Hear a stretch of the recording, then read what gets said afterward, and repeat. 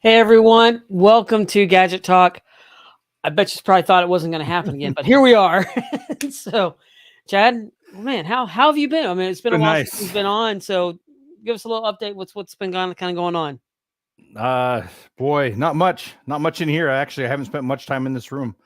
Um, been taking care of, enjoying a month off with the summer and taking care of stuff around the house. So it's been extremely nice, actually. Yeah, and I'm kind of the same way. Been kind of getting things done. New job and new work schedule and new sleep schedule. All that kind of stuff's been kind of going on. Um, been starting to get back into working on a build, get some ideas there. And so that's been fun. But after having this time off, it's kind of hard sometimes to get back into the routine of doing work in the shop and everything. So, and That's what we were talking about right before the show. Is like, do you remember how to do the opening and all that stuff? Because it's been so long. In fact, Chad here. So yeah, it says, "Good evening, like Cache Builder." It seems like it's been way too long since the show, and it has been. And yeah, just with everything going on and schedules, it's been hard, and it's just been there. But we got some really cool things that we're going to be doing. I know we're going to be on just like maybe a couple times a month here, but we're also working on a separate YouTube channel that you'll be able to get other content from as well. So that's something that we're working on as well. So you have like mini content and different things that are happening, and maybe some little quick things. And then we'll have this live interactive a couple times a month. So, but before I'm just love seeing how we got on here. Minimag got a chance to use a Raspberry Pi this weekend. That's really cool. Bill on the Move is working on a sound module creative cache, and his 6-year-old daughter is painting a birdhouse. That is awesome. So let's hear. We saw try caches. Just finding our ways. Saying hi from Arizona, and let's see here. We got Dave McDonald Railroad hello from Idaho. Pizza Ninja is on, of course. Engineer 42 coming in from Pennsylvania. Then we got GCDXK11 from Medicine Hat.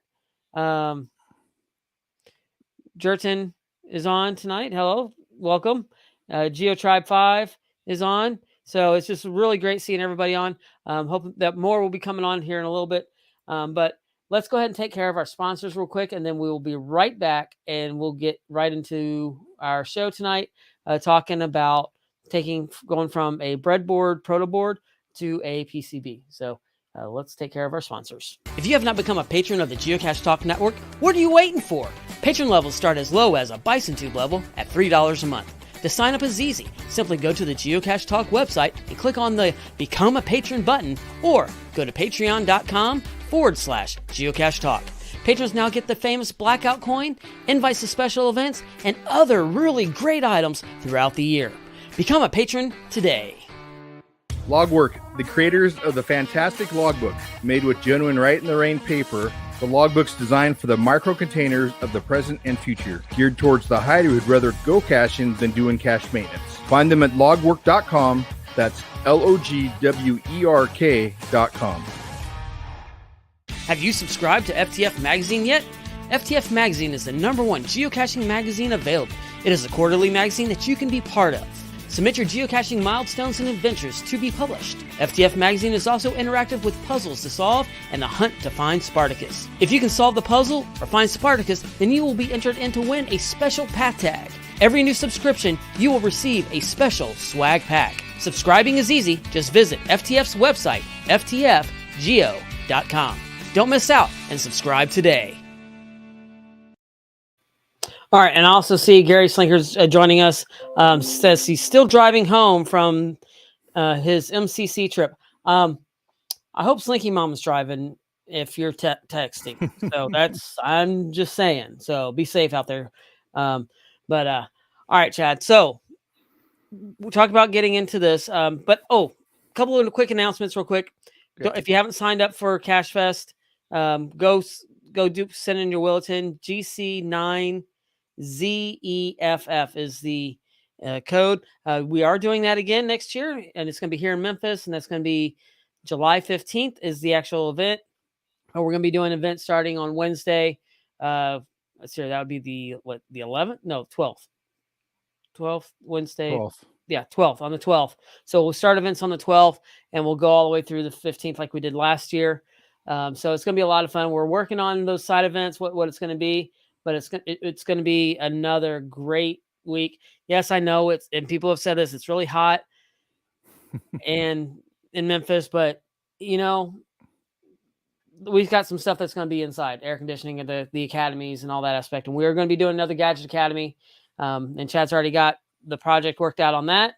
And it's going to be a lot of fun. It's going to be really a great academy. Looking forward to it. Another event that we're actually going to be doing another Gadget Academy at is coming up, and that's at Geocoin Fest in San Antonio. And next month. I got to pull the. Yeah, it's. I'm terrible person for not remembering this. It's October 9th. I know the date, but I'm trying to find October 8th. October 8th. And it's GC9FHYJ. October 8th, GCY. Yeah.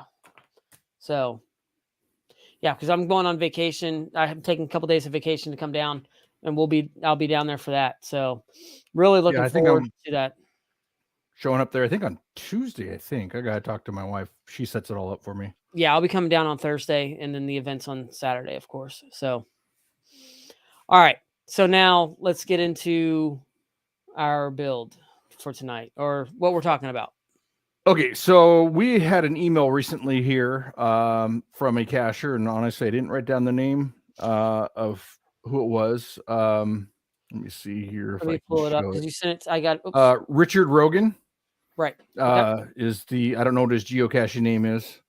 It wasn't left on the on the email, but anyways, he asked about moving or making a breadboard more permanent for being out in a cache, or maybe even switching it from a breadboard to a regular PCB. And then, what kind of container, what would you put in it to make it a little more weatherproof and geocacher proof? So right. I know we've kind of gone over the subject a few times in the past. Right. But we're just going to go ahead and go over it again here, maybe into a couple other parts of it here. Let me get rid of my keyboard. And I do know a lot of people will take their breadboard and then come back through with a hot glue and just glue everything together. Okay, so that works, but that's not the preferred way. it is a way. It actually is a really good way, probably the easiest and most cost-effective way to try and weatherproof your PCB, but especially if you have a breadboard, you're trying to keep everything held in. Right. Then I would definitely recommend the hot glue method. In fact, I tried to take one apart for a project I did because I was changing it from the breadboard I did years ago to actually a PCB, and it took everything I could. I had to rip all that thing apart, and some of the wires ripped out and stuff, and I might as well just have rebuilt the whole thing because it actually held really well. His geocache name is R. Reagan. Oh, R. Reagan. Okay. And Quincy says he would rather have a cheese board than a breadboard. Cheese board sounds good. We can't bring up food during the. No. This is my dinner time. Yeah, no. We can bring up cheese balls. I could be something. Anyway, she's out hiking right now at the Appalachian Trail. Still, that's Katie. So all right. So yeah, let's go into. We can bring up your build cam, and so. First off, those that don't know, that may be joining us and doesn't know what is the difference between a breadboard and a PCB? So a breadboard is a temporary board that you use for testing or making your circuit on before you actually switch it over to a PCB. So this is one that I just had sitting around. It had stuff on it. I've removed it. But this is what a breadboard looks like. And then this is what, and there's all kinds of different sizes and types, but this is my PCB that I use for when I make it more permanent. So I solder it all in on here. And so this is what one of the boards I'll be talking about, how to weatherproof it a little bit, as well as, on your breadboard, pretty much all you need to do is hot glue it. I would recommend if you're going to keep it on the breadboard itself, you just need to hot glue it. So if you take a look at this, I actually was being really lazy on this one and didn't take these out and switch them out with real wires. But I hot glued all this in here. Right. And those are actually jumper wires, correct? Yeah, those are jumper wires. They work. They're wires. They'll work. And I just bent them over. This was for the bigger. This was the test one for the Scream can. Okay, yeah, that was cache. So anyways, yeah. So they're all hot glued in there, so they're not going to come out unless you really, really pull on them to get them out of there. And I'm really yanking. So if it's moving around, getting wiggled, whatever in a cache, it's not going to go anywhere. So that's what I would recommend if you go ahead, Dirk. Right. I was going to say, but with the if you have a huge swing of temperature, that hot glue will eventually it'll crack and melt, or because it'll get too hot and then it can get cold. It will start getting a little bit more brittle. Am I correct? Right. Yeah, I was going to go over the good and bad parts about hot glue. The good part, it's cheap, easy to find. Most people have it. Right. The bad part is, yes, if you hit about 120 degrees in your cache, it will get soft. Now, if no one's really poking at it or anything, it should be okay. I don't know if maybe someone's in an area like Arizona. Let me know, because we don't get that hot around here. So, maybe it becomes an issue there, maybe California, but in the Pacific Northwest, we don't have that issue here. So anyway, that's what I would recommend on here, but maybe we'll get a comment on that.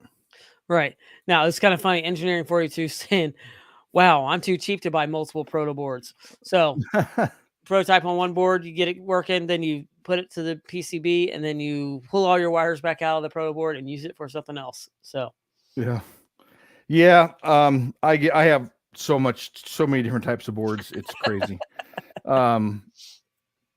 I'm on Amazon. I'm like, oh, a piece of candy, and I buy it. So anyway,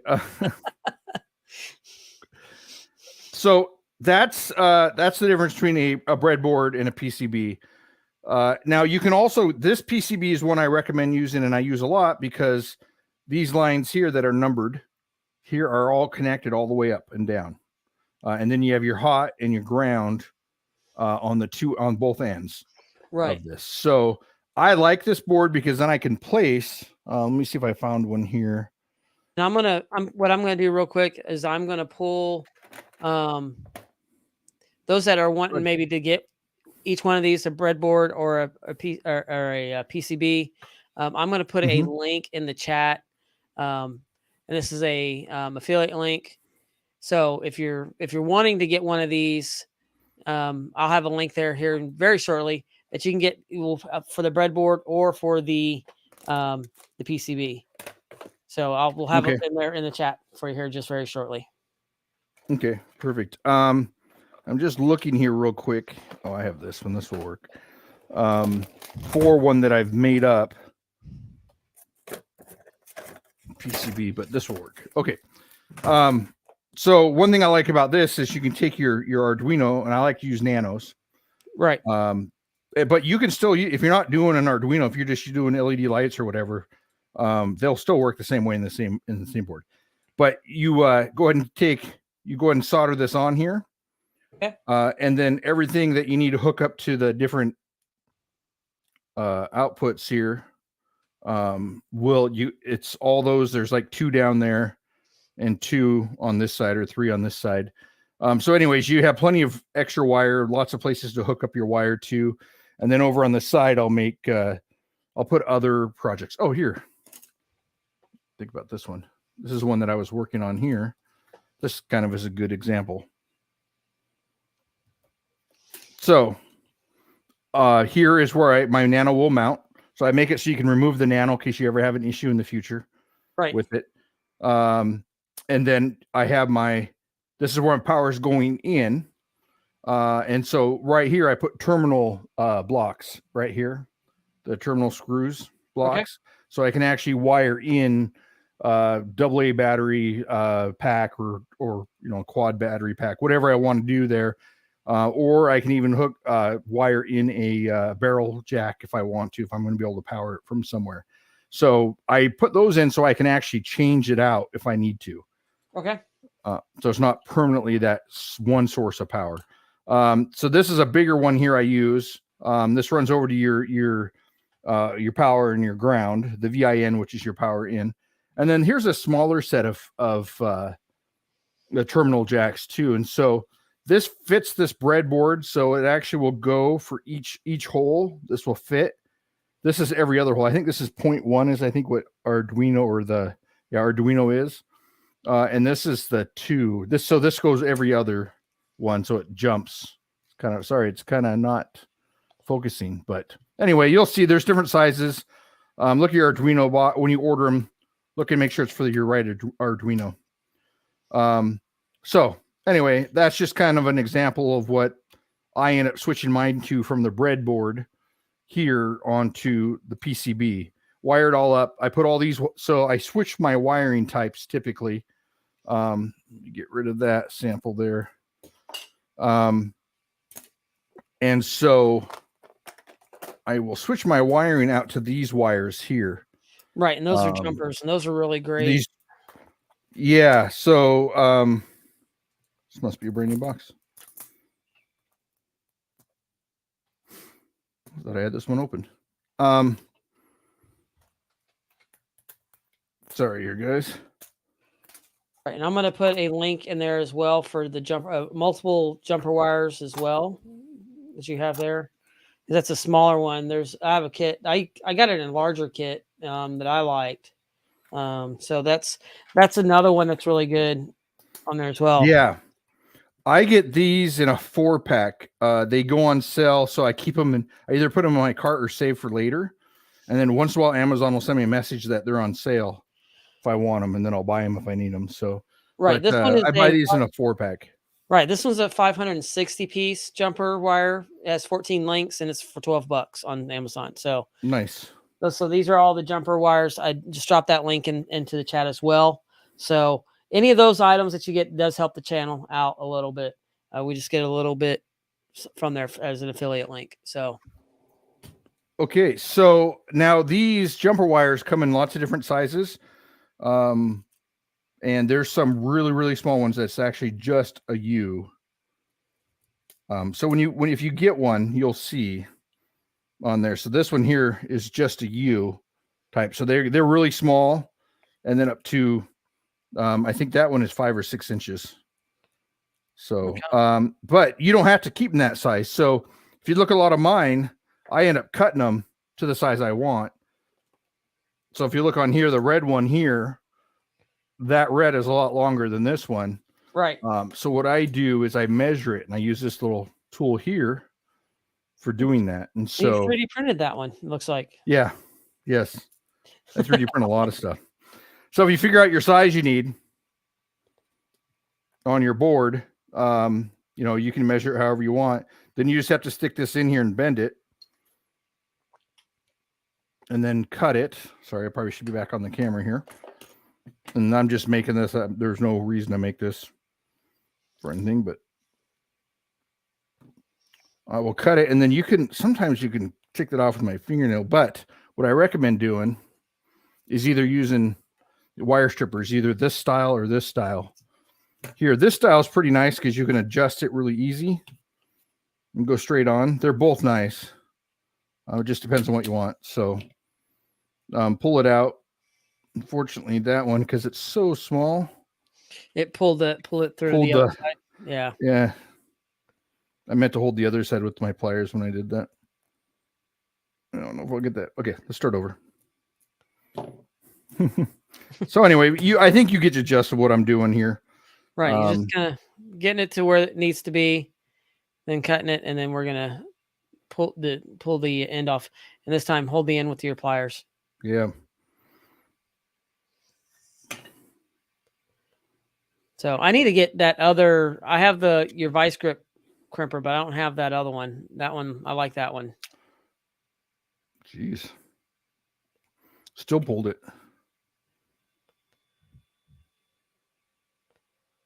There you go. And then he pulled it off. All right, so we got the gist. Anyway, I don't think I've ever had so much difficulty with it. But you kind of figure out what I'm doing.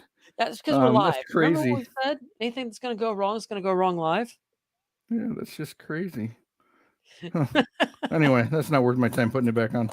So anyway, you can see it actually works out really well on my projects here. So anyways, this is kind of a handy tool to use to measure. So it's measuring the inside here, and then you can make your own legs for it here that goes down. So you can actually even crimp it. Pull another one of these out here. Yeah, to answer Chad's question, yes, that is something that we've printed.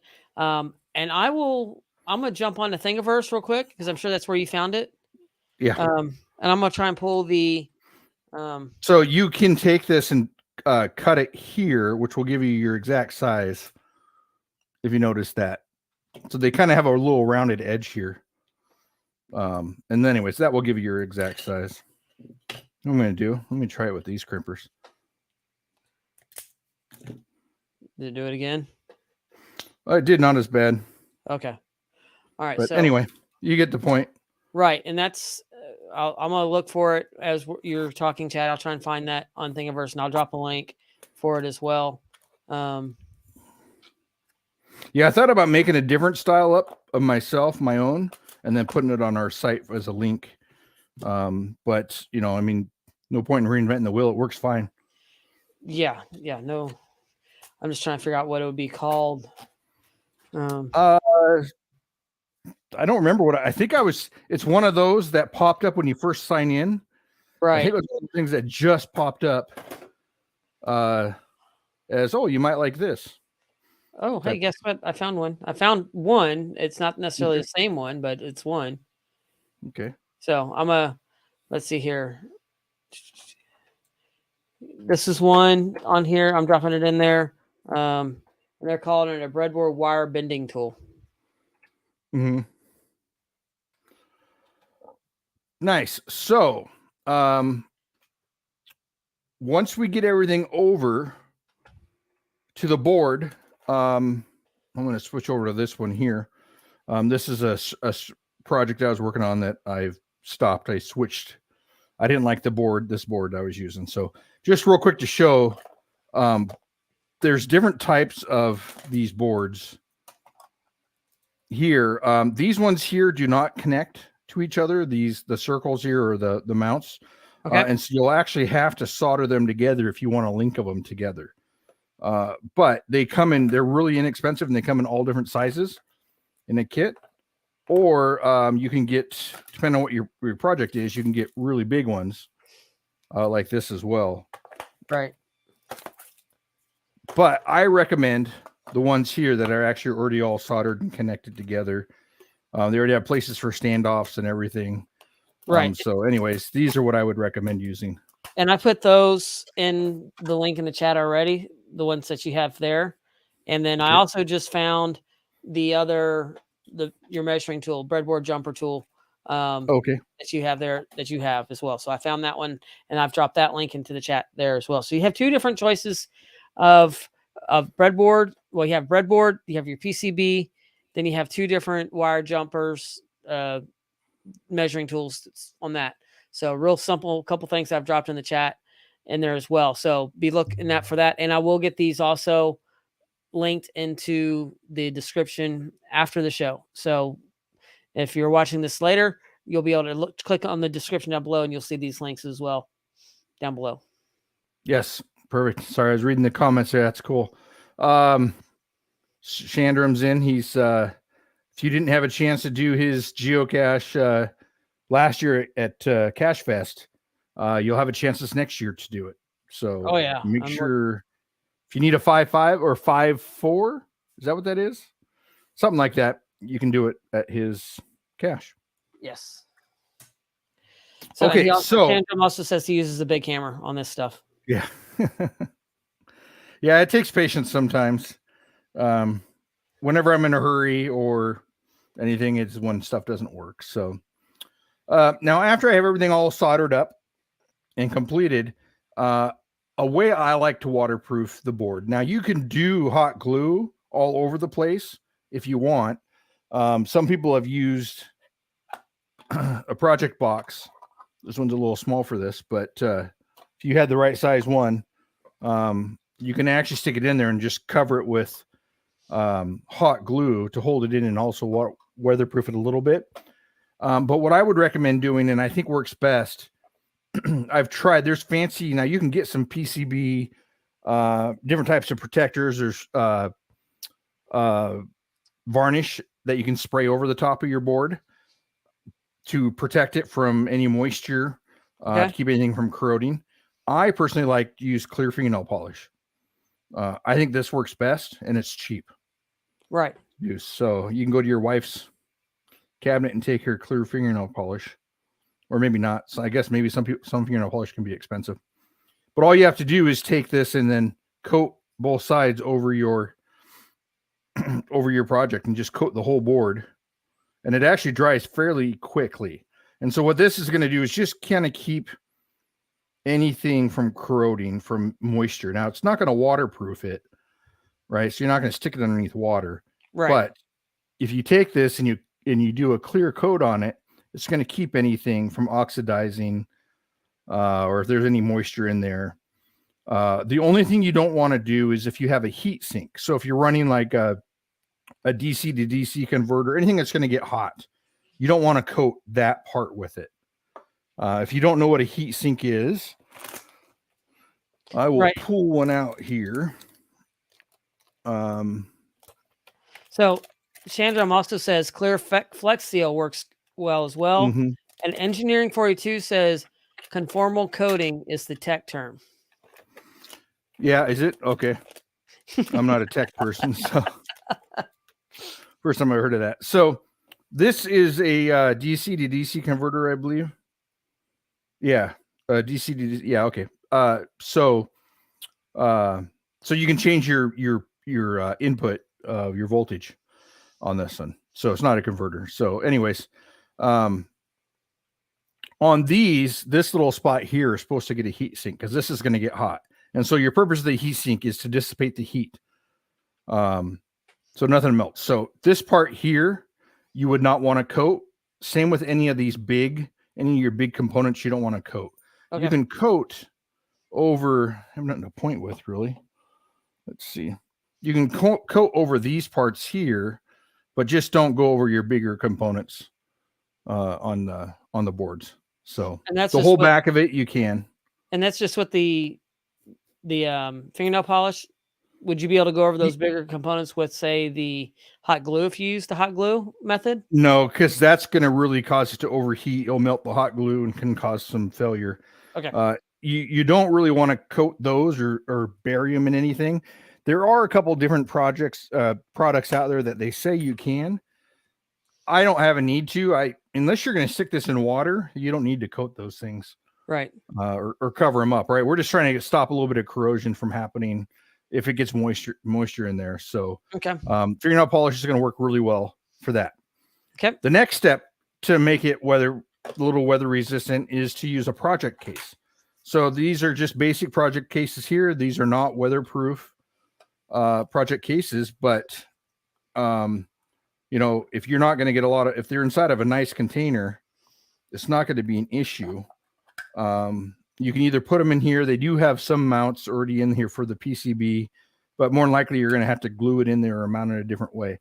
Some people will screw standouts in there or standoffs in there for the board to mount to, but then you're putting holes in there. That kind of defeats the purpose of it.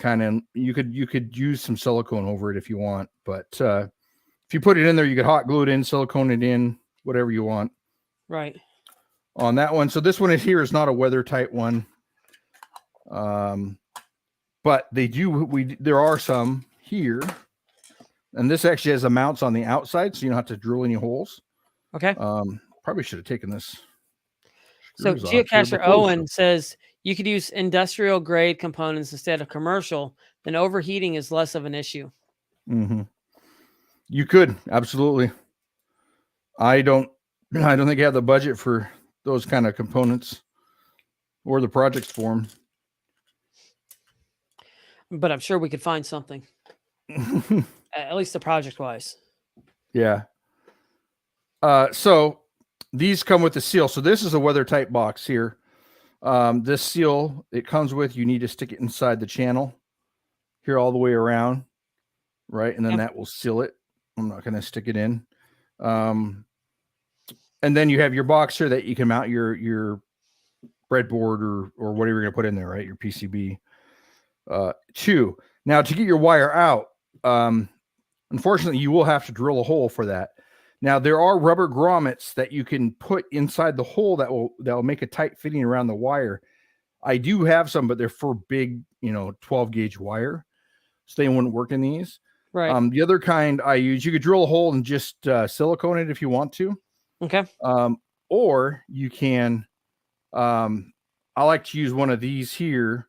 What this is going to do, you don't have to use this, but this gives it when you drill the hole, it may have some sharp edges. You should always sand it. But this is going to give it a nice hole for the wires to go through. And Right. if they rub a little bit, it's not going to rub a hole in the wires. And then I silicone Around the sorry, wire. I guess I'm not, no. You- Silicone around the really wires. Okay. And then there's some here that have, this one's too big, but there's some that have teeth in it that stop it also from pulling in and out. That is a strain relief is what it's called. So you don't strain on the wires. Right. There, it keeps them from pulling out. So that's another way you could do the same thing on here. Just put it in there, silicone around it. It'll be good. Same with you're gonna need power wire going in, and then whatever you have coming out. Right. So that's pretty much the basic way that I do mine. Now I had one actually that it's at a fish hatchery that was closed for over 2 years. And I didn't get to go in and do anything to it. And this is how I made it with the fingernail polish and on these boards. And then I had one that was hot glued as Right. well. And when I went out there I thought they were going to be corroded and all kinds of issues since that sat there for 2 years. over 2 years without touching. And all I had to do was change batteries and everything worked perfect. Yeah. So they do work. So if you take that time and weatherproof it when you build, you're going to have a lot less problems in the field. Arduinos are usually typically generally have more maintenance issues than any other cache generally because of weather. So do you find that correct, Chad, or is that kind of if you don't weatherproof it, we'll put it that way, you're going to have a lot more issues. You can. I mean, it depends on where you're at. In Arizona, you may not. I don't know. In the Pacific Northwest, where we have more rain here than anything, I would definitely weatherproof it. You're going to have issues. Yeah. I have some that I actually just stuck inside some other boxes that I've used. In fact, I can show. Let me grab one here. Just some junction boxes, weather tight junction boxes, and silicone the ends of them. Right. And they've been out for 5 years. Never had an issue with them. And I didn't coat them with anything. In fact, it's just an Arduino on a breadboard or an Arduino on a PCB. Right. And then all I have is the weather tight box, the junction box and the weather tight cap on it, and then silicone around the end where the wire comes out.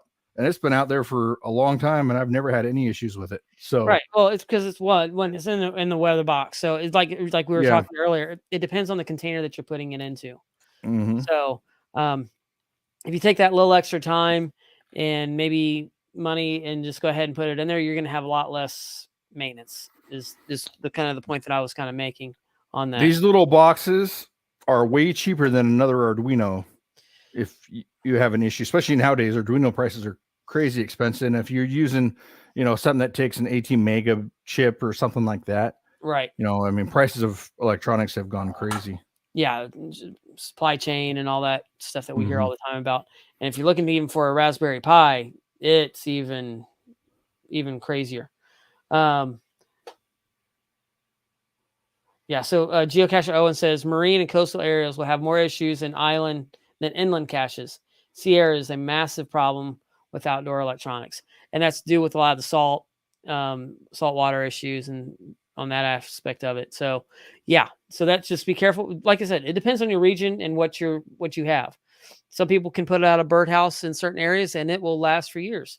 Others put it out there and it'll be gone in a year because of bugs. I mean, it's just the nature. Mine will be gone in a day because of homeless. See, so there's a lot of, it depends on where you're placing it and the type of material. And that's why we like showing different techniques of what you can do, because every region is different of what's gonna last and what's not gonna last. I've generally building a lot of stuff out of PVC board now, just because wood birdhouses and kind of where I'm at could get broken down. And there's a lot of bugs and stuff aspect of it, and I don't want them to be eaten by termites. So. Yep, that's a good point. So, I mean, that's a big part of it. I mean, next, would be your container you're putting it in. Right. A good birdhouse. I would make sure the components wouldn't be accessible by a cacher. Now, if you put it in a box like this, I'd put security screws on it. Right. If you're going to have it exposed, right? So at least they wouldn't be able to get into the cache itself or into the components. But I would put another board maybe in front of it with some screws on it, security screws or something, or a secret compartment that most people wouldn't be able to access. Right. Maybe to hide that stuff, because honestly, I think if people see that, they want to touch it. Right. My event before the 2020 or the 20th anniversary, I had over 300 people there, and it's amazing watching people that just want that Scream canister I have. People were taking it apart. I didn't glue it together because I didn't put it out yet and wanted to keep it so I could get inside of it and change it. And people were taking that apart just to see how it looked or how it worked, or I thought that was part of the cache. It was amazing. Huh.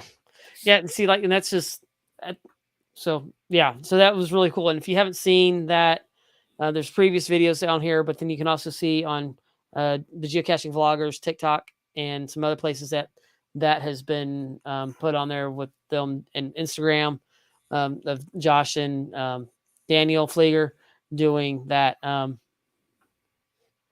So TriCache has really enjoyed the tour of your shop for the 2022 event weekend. So that's, Chad's shop is amazing. It really is. And what you see here is only half of the shop now. It isn't as big as I haven't been in the other half. People think. I appreciate it. I wish we could have had more time. He was crazy busy. Everybody was that night. And so it would have been nice to have him here to actually kind of build something or spend a little bit more time here. So, but I appreciate him coming by, and I'm glad he enjoyed it. Yeah. So I always find it fun to look at people's shop and see what they have, and see how they build stuff. Right. And when speaking of shops, you've added a few things to yours, haven't you, recently? I don't know. Have I? At least another 3D printer. Yeah, that's what I was thinking. There's another 3D printer somewhere. Yeah, I got another Max. So another large format printer. So well, you had to print something really big to guard. Of course, everybody that's been watching the show, we're noticing that there is no signal and carbonite behind you right now. There's a lot of stuff gone. So I usually have the Star Wars cache that we built up there. I have the Scream cache. I have signal and carbonite. I have all kinds of stuff. They're still sitting in the room that I had my event at. I haven't gone back to do anything there. So, I need to bring them back home at some point, and signal needs to go down to the HQ. So TriCache says, at your event, it was a bit scary walking in with all the screaming going on. It was fun. You know what? It was so much fun. And honestly, that cache was so fun to watch people do, because no one wanted to do it. So it was on one side of the room. It was a fairly good sized conference room. Right. And I had caches all around. And that one there was on the far corner, and no one wanted to do it. So when everybody was on the other side figuring out the puzzles, they'd be like, oh, I'm going to go over here and do it. But as soon as you started screaming, everybody would come over and watch you. So, and it's not a quick scream. You got to scream for a while to get that thing to go. So it was a blast. It was fun. I mean, Chad was there. There were so many people there that I just had a blast with. And I love that stuff. I love showing that event. I could have been there. I think we had it for 6 hours. It was 6 hours long, I think. Oh, wow. And I could have kept going. In fact, when we left, we had to kick people out and stop people from coming in, because they just kept showing up, and we had to leave. So that's actually where TriCache and I came back to my house, and then we went back to over by where the event was for another event. So okay. Yeah, it was a blast. It was fun. Tom goes, reminds me, I still haven't logged all the travel bugs from that event. One of them Daniel owns now. So he bought one of the boxes. Oh, cool. That's really cool. So make So, sure yeah. you log it before he changes it. Yeah, be sure to do that. So yeah, that's really cool. I really do like that. That's and the different things that we're printing. Now we were working on a project and we're going to get back to it. We're a whole themed of a cache and a series of caches. And the theme, if you remember, before we went on to our little bit of a break or a longer break or however you want to call our break that we had, time away for the last few weeks, we were working on the storyline and the theme of it was a Cold War spy cache series. So we're going to be getting back into that. So don't think that we've left that and we're going along. No, we're working on ideas and we're working on some stuff, and we're going to come back to that maybe in the next show or somewhere down the line. We're going to getting back into that series again. We have some ideas and we want to clarify the ideas. We just don't want to build anything willy-nilly and just go with it. So that is what we're going to be working on coming up here pretty soon. Again, we can get back into that because who knows, that might show up either in Seattle someplace or here in Memphis for a big event that's happening here next year, or both. So, hey, maybe it'll be cross country, so they can find part of the series there and part of the series here. I don't know. And now, Engineer 42 has sent us quite a bit of stuff on that. Actually, he's been a huge help. I'm not good at coming up with stories or storylines. I'm good at building stuff. So he's actually been a big help. And that's why we actually need to take a little bit more time, because he sent so much stuff. We need to think about it. And then we have our own ideas and stuff. So we will get back to that soon. Right. We're going to get back to that. And we wanted to go over the breadboard aspect of it, because we've done a lot of different things recently. But now we want to go back into some refining of some different stuff. So, and that's what we're doing. GCD SK11 was just in Seattle and visited HQ.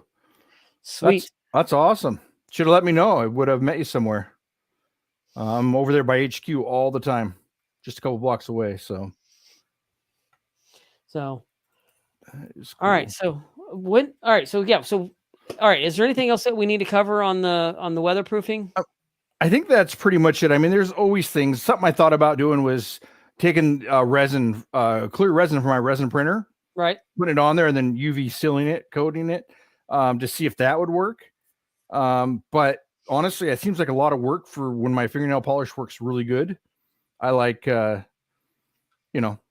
just like using that. It's pretty simple. It dries fast. There's no extra work to it. Right. Now, if you're not putting out a gadget cache and you're really wanting to weatherproof the logbook, what we recommend is real easy. Logworks or Write in the Rain paper. Okay. We did Logworks. Logworks, who sponsors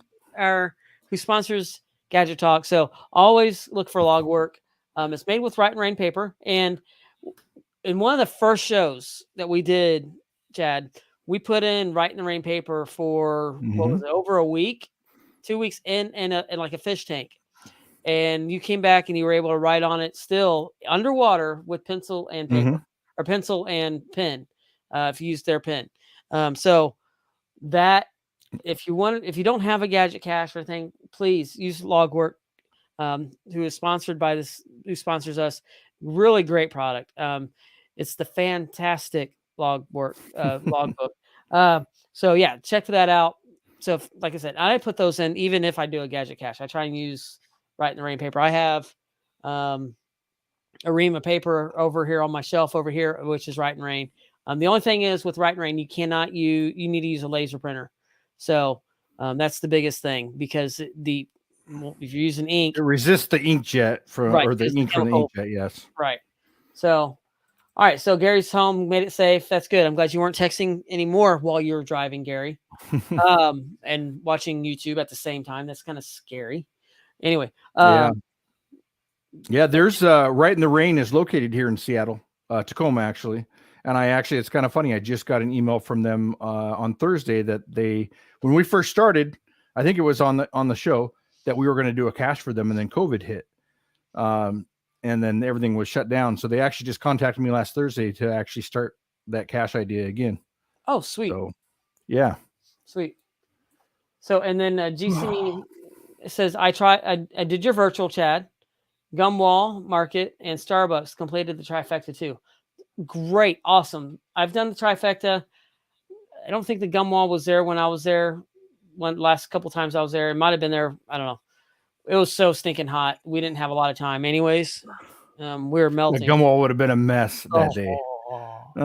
It's there. They pressure wash it off every few years, and then it starts over again. So that gum is really not good for the brick to the building and mortar. So it's gross. It smells like gum when you're there. At least last time I was there. I try not to go downtown. So the heat at 120 degrees, the wall was probably just running down, just oozing. I mean, if you ever had hot gum in your mouth and it turns into a liquid, I'm sure it did that. Well, another project, since we're just kind of here kicking around some stuff that I started was, and this is just a thought. I saw this container and I thought I got to make something out of this. If you've ever been into video games, Halo. Yes. This is a medical box from Halo. I haven't painted it. I just printed it, and it opens up. So if I can get it open. And so I'm going to make this a cache somewhere inside of a container. So I have big metal containers, and this will hang on the wall. And I have to figure out a way for it to pop open or something. I got to get it painted, and then I got to figure out a puzzle for it. But Halo's always been a very favorite of one of my video games to play. Right. And I saw this container and I thought that's really cool. I gotta make that, as well as I have a nephew who's huge into Halo. So that's gonna be a great Christmas present box to hold his present in. That is cool. And of course, that is a huge 3D printed box. And that's what you've been able to do on your Macs, I take it. Yeah. One piece. Well, two pieces. You got a lid and then the bottom. But yes, that's been nice about having that's why I got a second one. The top took 5 days to print and the bottom took 3, and I was impatient. That's one of the reasons, as well as building a couple full-size B1 battle droid costumes for Halloween. Well, I have the battle droid. He's actually still at the event as well. Buzz Lightyear costume. We're building full-size Buzz Lightyear costumes, so I need a big 3D printer for that. Yeah, I may need to get with you about making a Mandalorian outfit, by the way. So, because you have the bigger prints. Oh, yeah. And then, is he from Belgium? I can't say it. I don't want to butcher his name. Martin, I know your nephew. It's his son. So he said making a PCB from a plate. From a drawing design. So there are, and I know Engineer 42 mentioned that he has a CNC that will actually do PCBs. Right. And they can be done. And I've looked at them and it seems like they're really hard to do. Now, the ones that we make, actually Dave designs them and makes them that come in bricks. Let me see if I can find the bricks here of them somewhere here. Is ordered. They come in bricks like this. These are for the Magic Blocks kits, and they snap apart. These are made on a site in China, and they're very inexpensive. I think you get 80 boards for 80 of these size boards. So this holds 6 different boards on this one here for the size. Right. I think 80 of them is something like $45 or $50. Right. So, and I think that's landed. So you really, unless you want to spend a lot of your own time, you can actually go on the site, design these, and order them and have them shipped to you. And it doesn't take that long. It only takes a couple weeks to get them. Right. And so Engineering 42 is also saying wire wrap construction works for single unit builds. What do you mean by single? I think I'm missing what he's talking about. Yeah, I'm trying to think where that is too. Wire wrap construction. Let us know. Elaborate on that a little bit. So yeah, what you mean on that. But our next show too, just to bring that up, is on the 15th. Is that right? 16th of next month. So it's a month away.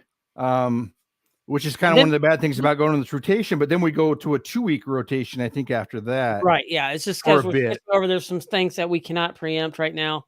So it's going to be October 16th will be the next show. And that's going to give us a little bit of time to kind of refine what we're going to be doing with the Cold War Spy. That's what we're going to be. Hopefully, unless something changes, that's what we're hoping to be working on when we come back from this break. But then we'll, like Chad said, we'll be back on about every other week, I think it is. I have to look at the schedule. I'm trying to remember the schedule, and if Gary's still listening, you can put in what the schedule will be after that still. So after our October 16th.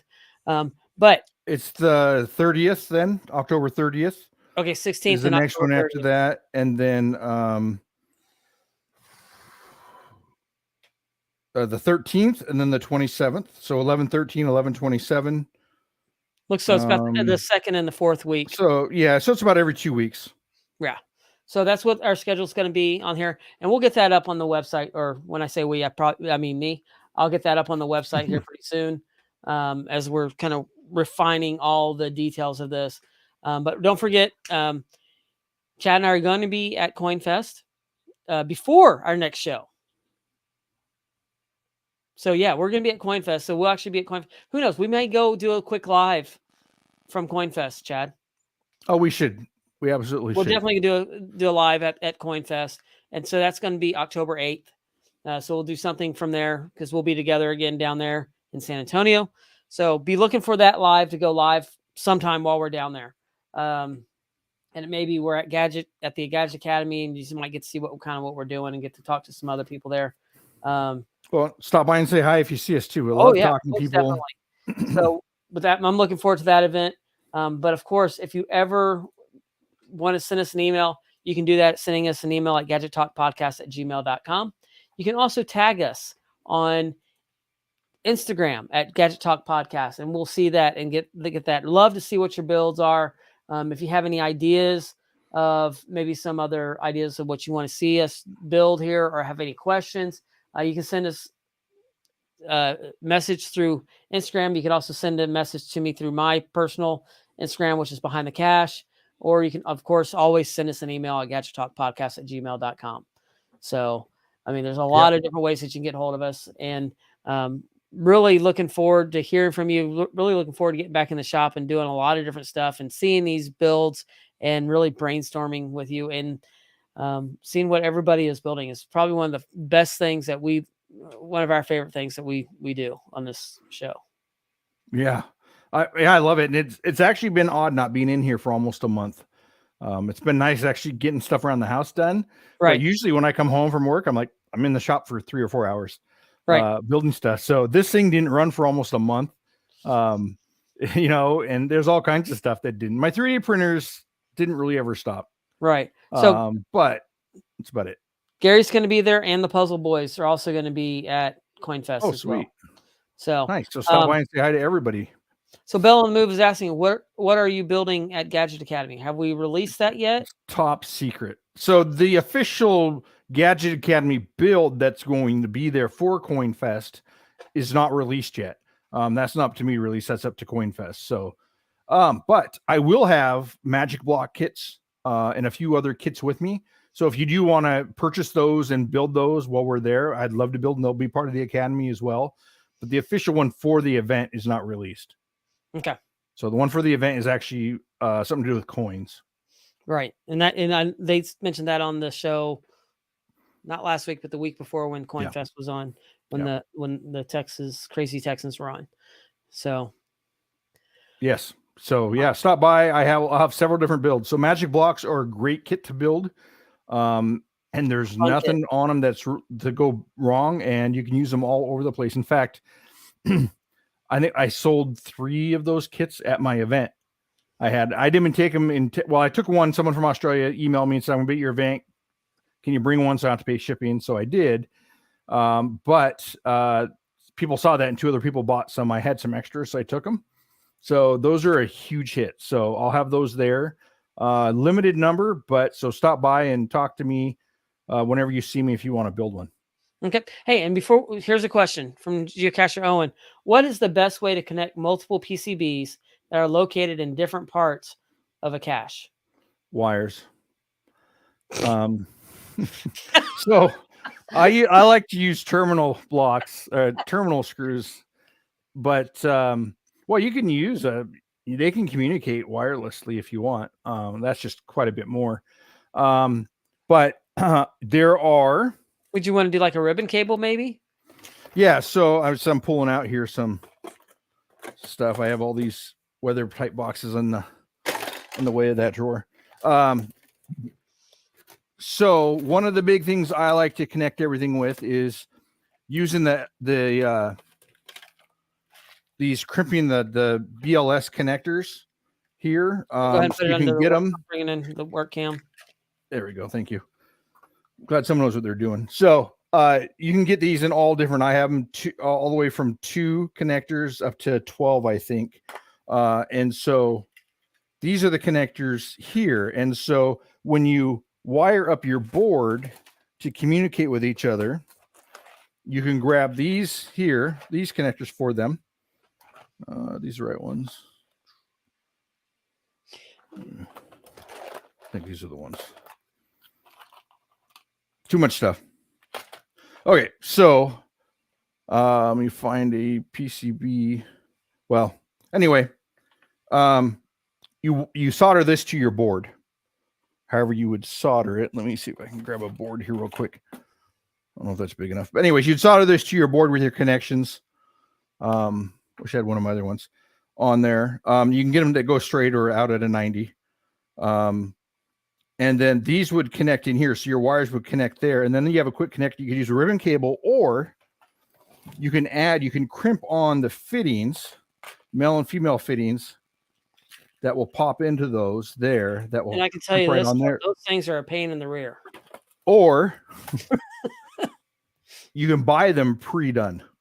So I have a whole bunch and I use them. And they were just in a Ziploc. Yeah, I pulled them. So here's one here to explain, to kind of show. So you can buy these with the ends on them already, male or female here. And there's actually, it's hard to see in here. There's a way, there's a connector there, and it actually just goes in here and snaps. If I go on the right side, here we go. It should go in there and snap, and now it does not come out. And if you want it out, you just push a screwdriver in there. And so this will actually, you have all your wires set up. You could use ribbon cable too if you want to put the connections on. And then this will just go right on here. And then you have your connection that's set.